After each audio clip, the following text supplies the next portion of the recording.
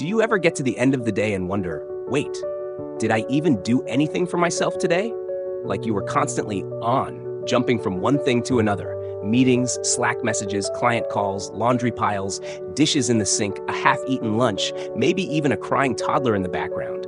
But somehow, you still feel like you didn't actually accomplish much? Yeah, you're not alone. A lot of us are living this strange blur of work and home, especially if you're working remotely. And while sure, remote work has its perks, no commute, more flexibility, maybe even getting to wear sweatpants to meetings, the line between working and living can disappear fast. And when it does, it's not just inconvenient, it's draining. It chips away at your energy, your focus, your relationships, even your health. I know that sounds dramatic, but I've lived it. There was a time not too long ago when I was doing what looked like everything right. I was working from home, setting my own hours, trying to be present for my family, cooking dinner most nights, answering emails at all hours so I wouldn't fall behind.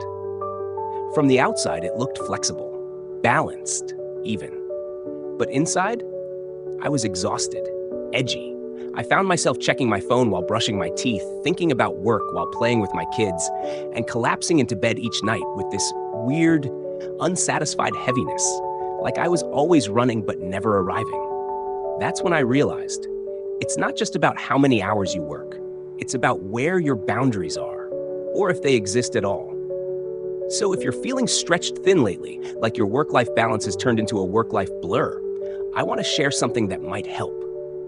This video is for the professionals, the parents, the people doing all the things and wondering why it still doesn't feel sustainable. I want to walk you through a few boundary shifts that honestly changed everything for me. And no, this isn't about scheduling every second of your day or buying a productivity planner. It's about protecting the stuff that matters most, your peace, your time, your relationships, without quitting your job or moving to a cabin in the woods. Let's start with something simple but powerful, your start and stop time. It sounds basic, right? But when you work from home, the traditional boundaries that used to guide your day, like commuting, office hours, even just physically leaving a workplace, disappear. And without them, your day has no real edges. You might log on at 8 a.m., but you might also check an email at 11:30 p.m. just to clear your mind. And that tiny habit, it builds. Suddenly, your brain never shuts off. You're always available, and your nervous system never gets a true break. So here's what helped me. I chose a hard stop time and stuck to it like my life depended on it. For me, it's 6 p.m. That's the moment I shut the laptop, silence work notifications, and mentally close the tab on my work brain. It was uncomfortable at first. I worried I'd miss something important. I felt guilty, but eventually I noticed that my evenings were calmer.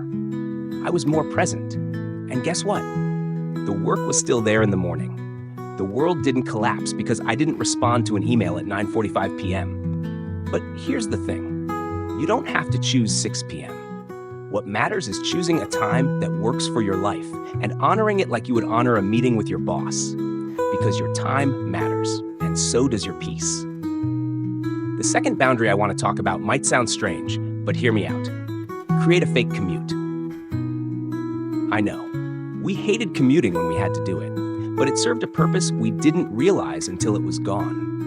That drive or walk or train ride gave your brain time to shift gears from home mode to work mode and vice versa. Now, without that transition, you can go from answering emails in bed to diving into work without ever shifting your mindset. And that's hard on your brain. So what if you added a commute back into your day? Not in traffic, but in transition time. Before you start work, go for a short walk. Sit with a cup of coffee in silence. Journal for 5 minutes. Then, after you log off, do something that signals to your brain, we're done for the day. Maybe you stretch, take a walk with your dog, listen to music while folding laundry. Whatever it is, make it a ritual. When I started doing this, just 10 minutes of quiet before and after work, it honestly felt like a mental reset. I wasn't dragging stress from work into my kitchen. I wasn't jumping into the day like I was already behind. It helped me set the tone, on purpose. And finally, I want to talk about a boundary that's hard for a lot of us, especially if you're a parent or a helper or someone who prides yourself on being reliable.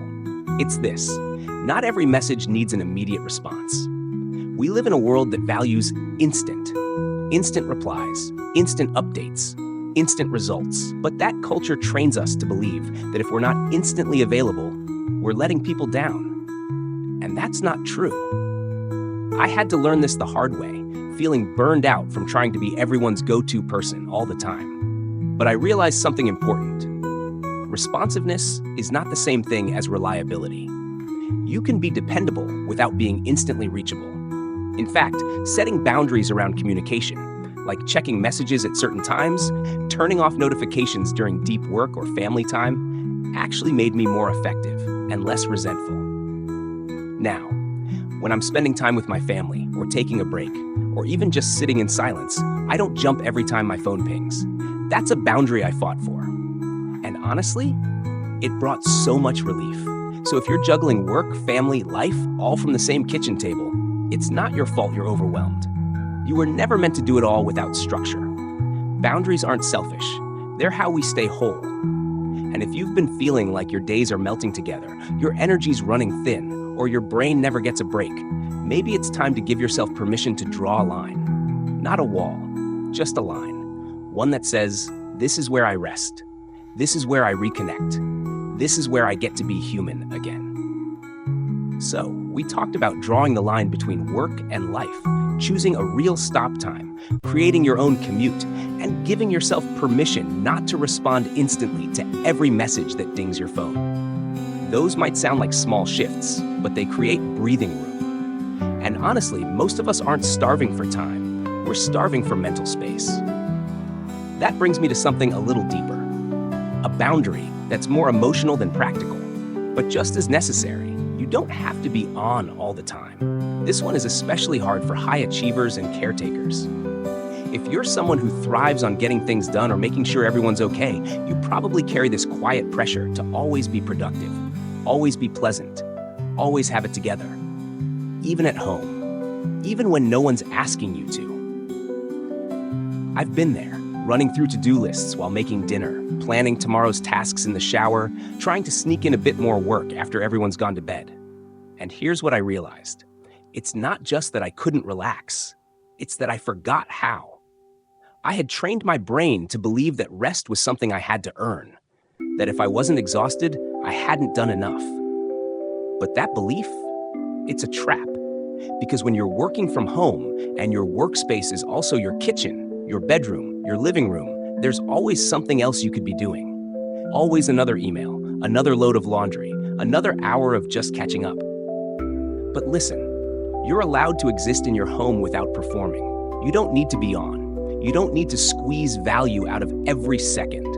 Sometimes your worth is just in being there, breathing, unwinding, watching a show, sitting in quiet, laughing at nothing. This boundary isn't about your schedule, it's about your mindset. It's about saying, I'm not available to hustle right now. I'm available to rest. And for some of us, that means redefining what rest even is. Because let's be real, scrolling Instagram while answering emails and folding laundry is not rest.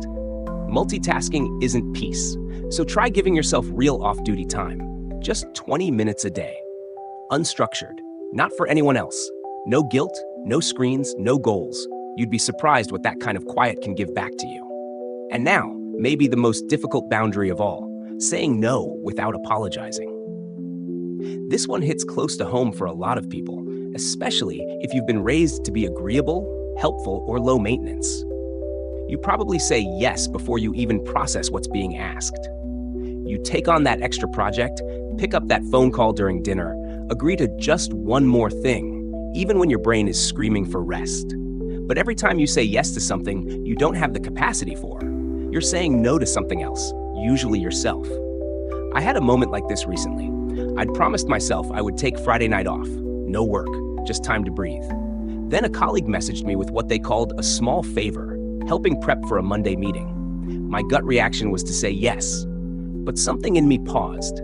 I realized this wasn't urgent, it could wait. And more importantly, I mattered too. So I said no, politely, respectfully, but clearly. No long explanation. No guilt. And you know what?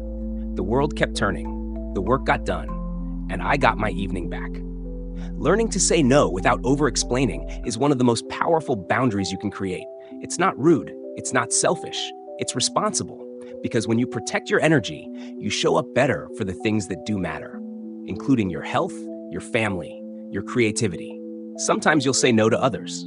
Sometimes you'll have to say no to yourself, to that part of you that wants to prove you can do it all, be everything for everyone. But here's something I want you to hear clearly. Doing everything doesn't make you valuable. You're already valuable. Even when you're still, even when you rest, even when you say no. Let that sink in. And hey, I get that boundaries can feel awkward, especially if people are used to you always saying yes, always being available, always pushing through. It might feel like you're letting someone down. But the truth is, when you let yourself burn out, you're letting yourself down. And that matters too. You don't have to explain yourself into exhaustion. You don't have to apologize for choosing peace over pressure. And if anyone makes you feel guilty for protecting your time, your energy, or your sanity, that's not a sign you're doing it wrong. That's a sign your boundary is working. So if any of this feels familiar, if you've been stuck in the cycle of always being on, always saying yes, always squeezing the last drop of energy out of your day just to keep up, I want you to know something. It doesn't have to be like this forever. You're allowed to create space in your day. You're allowed to close the laptop and walk away. You're allowed to say, I've done enough today, and mean it. You're allowed to need rest without earning it. You're not broken for feeling tired. You're not lazy for needing space. You're human. And humans need rhythm, not constant acceleration. And if nobody's told you lately, you're doing better than you think. It's okay to slow down. It's okay to pause. The world will still be there when you come back. So, maybe you're listening to all this and thinking, yeah, I want to draw boundaries. I need to. But real life is messy. I've got deadlines, bills, family, clients, people who depend on me. Where do I even begin? If that's where your head's at right now, I hear you. It's easy to talk about boundaries like they're this clean, one-time fix. But in real life, they're more like daily practice. They're not always clear or convenient. They'll get tested, especially by people who aren't used to you having them. Especially by the version of you that still equates rest with laziness or busyness with worth. But here's the truth. Boundaries aren't a luxury. They're a lifeline. Especially now, when so many of us are working from bedrooms, kitchen tables, and coffee-stained laptops in a world that never seems to slow down. Boundaries are how we reclaim our time, our identity, our health. They're how we remember that we are not just our productivity. They're how we protect what matters most, even when it's inconvenient. And no, you don't have to do this perfectly. You'll have days when the laptop stays open too long. When you say yes, even though you meant to say no. When you find yourself lying in bed answering emails even after promising you'd stop. That's okay. Setting boundaries isn't about perfection. It's about coming back to yourself again and again. It's saying, this matters to me, I matter to me. Even when your inbox says otherwise, even when the laundry says otherwise, even when the guilt creeps in. And honestly, one of the most powerful things I've learned through this process is that boundaries aren't about pushing people away. They're about making space for the parts of life that are too often squeezed out. Your peace, your health, your presence with the people you love. I think about one evening a few months ago. It was a typical Thursday. I had work piling up, and a part of me felt the pressure to keep going late into the night. But I had promised myself no more late nights unless it's truly urgent, so I logged off. I closed the laptop, put my phone on Do Not Disturb, made some tea, sat with my kid while he showed me the weirdest drawing I'd ever seen, laughed, listened, let myself be in the moment. And in that moment, I realized this is why we set boundaries. Not because work isn't important, not because ambition is bad, but because life happens in these quiet, unremarkable, beautiful pauses. And when we blur the line between our work and our life too much, we miss them. We miss our life. So if you've been feeling like your days are bleeding together, like you're constantly available but rarely present, like your career is growing but your soul feels worn thin, maybe the most revolutionary thing you can do right now is not to grind harder, but to protect your space. To draw that invisible line and say, this is my time to breathe. This is my time to be more than just what I produce. This is where work ends and I begin. And sure, it's not always easy. People might not understand right away. You might even resist it yourself. But with practice, with repetition, with kindness, you'll get better at it. And you'll start to feel the shift. You'll notice you're less reactive. You'll have more energy for the people you love. You'll show up to your work more grounded, more focused. You'll begin to feel like yourself again. Because burnout doesn't just steal your energy, it steals your sense of self. And boundaries are how we slowly, gently take it back. So here's what I want you to know. If you've made it this far, you're not failing. You're not behind. You're just human. And being human in a world that never stops is exhausting. But you don't have to live in that exhaustion. You are allowed to protect your peace. You are allowed to unplug. You are allowed to disappoint someone else if it means not abandoning yourself. You are allowed to log off, rest, and choose your own well-being over and over again. And if nobody's told you this today, you don't need to earn rest. You don't need to prove your worth. You are enough right now. Not when your inbox is empty, not when your to-do list is complete, not when everyone else is taken care of. Right now. So let this be your reminder. Your time is valuable, your energy is sacred, and your boundaries are not a wall. They're a doorway back to who you really are. If this resonated with you, I'd love to hear how you're navigating this in your own life. Drop a comment, share your story, or even just say me too. Because sometimes just knowing we're not alone in this is healing in itself. And hey, if this gave you something to think about, or if it made you feel a little more seen, I'd love it if you hit like, maybe subscribe. This space is all about growing, healing, and finding a way to live well in the middle of real life, not just survive it. Thanks for being here. Thanks for taking care of yourself. And remember, you don't have to do more to be worthy. Your story isn't stuck. You're just getting started.